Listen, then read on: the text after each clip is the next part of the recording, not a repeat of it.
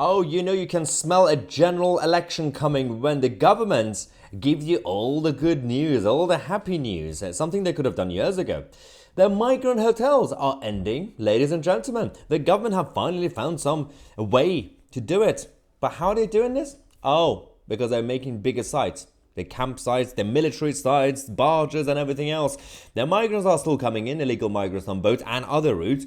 But they wanted to think that, obviously, the priority is to end the hotels, which it is, by the way. The hotel situation should have been ended. It shouldn't have been an option in the first place anyway. So at least people in those local areas could be slightly happier.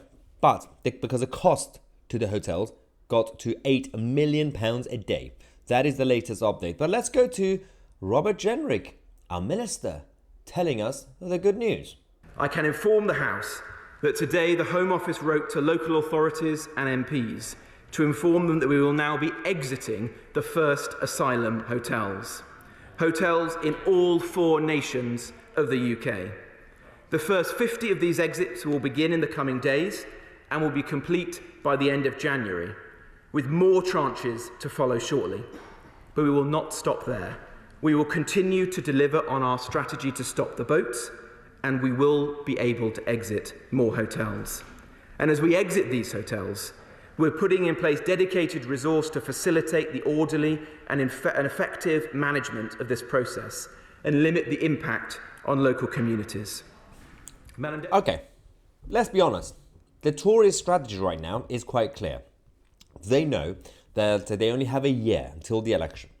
They know that not just when it comes to migration, but also the economy, cost of living crisis and everything else, they can't fix everything immediately because they've been, distracted. I don't know what they were doing until now.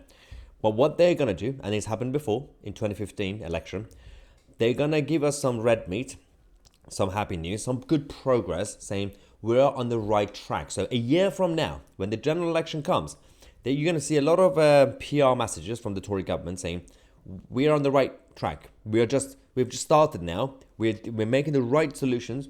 Now vote for us again so we could complete it.